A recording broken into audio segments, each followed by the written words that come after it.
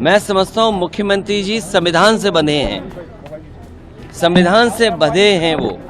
राम मंदिर बनाने के बाद लगातार एक मांग उठ रही है कि अब की बार काशी दरबार। इसी मांग को विधानसभा में सीएम योगी ने हवा देते हुए एक बात बोली और मुस्लिमों से अपील कर डाली और 3 जगह मांग ली है। आप सभी को पता होगा वो 3 जगह कौन सी है। जी हाँ, काशी, मथुरा और अयोध्या।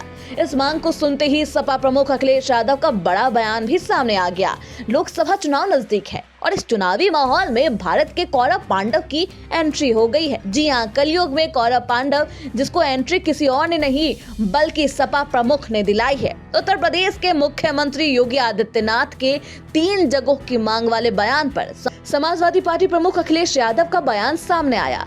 उन्होंने कहा, सीएम संविधान से बंधे हैं, उन्हें ऐसा कोई बयान नहीं देना चाहिए जो सीएम के तौर पर ली गई हो, उनके शपथ के मुताबिक ना हो। इतना ही नहीं, सपा प्रमुख ये भी कहते हैं कि अभी तक स्पष्ट नहीं हो पाया है कि कौरव कौन है और पांडव कौन।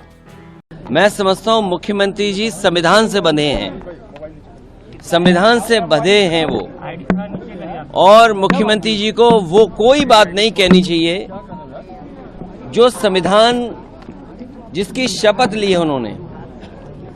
शपथ के बाद अगर ऐसी बात करेंगे मुख्यमंत्री जी, और वो भी on the floor of house, कि कौरव कौन है, पांडव कौन है, तो अभी तो यही नहीं तय हुआ है कि कौरव कौन है, पांडव कौन है।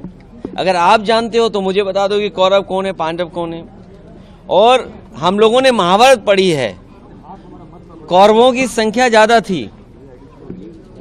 कौरवों की संख्या कितनी थी? बीजेपी कहती वो दुनिया की सबसे बड़ी पार्टी है। तो अभी तो यही तय नहीं हुआ कि कौरव कौन है, पांडव कौन है।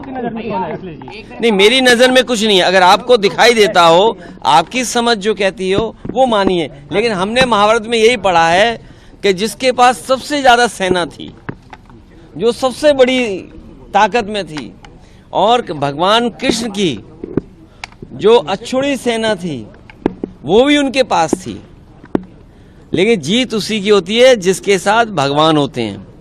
तो सवाल कौरव और पांडवों का नहीं, अभी तो यही नहीं पता कि कौरव कौन है, पांडव कौन है। क्या मुख्यमंत्री जी बता सकते हैं कि कौरव कौन है, पांडव कौन है? सीएम योगी ने विधानसभा में बुधवार को आगामी लोकसभा चुनाव के लिए सांस्कृतिक राष्ट्रवाद के तहत अयोध्या के साथ साथ काशी व मथुरा का भी एजेंडा सेट कर दिया। उन्होंने कहा कि जिस तरह भगवान श्री कृष्ण ने दुर्योधन से पांडवों के लिए 5 गांव मांगे थे, उसी तरह हमने यहाँ सिर्फ 3 स्थान अयोध्या, मथुरा, काशी की बात की थी। ऐसे में इस मांग पर तूफान तो उठना लाजमी था। तूफान भी आया और अपने साथ सवाल भी इस चुनावी माहौल में लेकर आया है कि आखिर कौन है कौरव और कौन है पांडव। बहरहाल, कौरव पांडव कौन है, इस बात को जानने से पहले ये जानना जरूरी है कि महाभारत हो कहाँ रहा है। Bureau report, TV7 Bharat.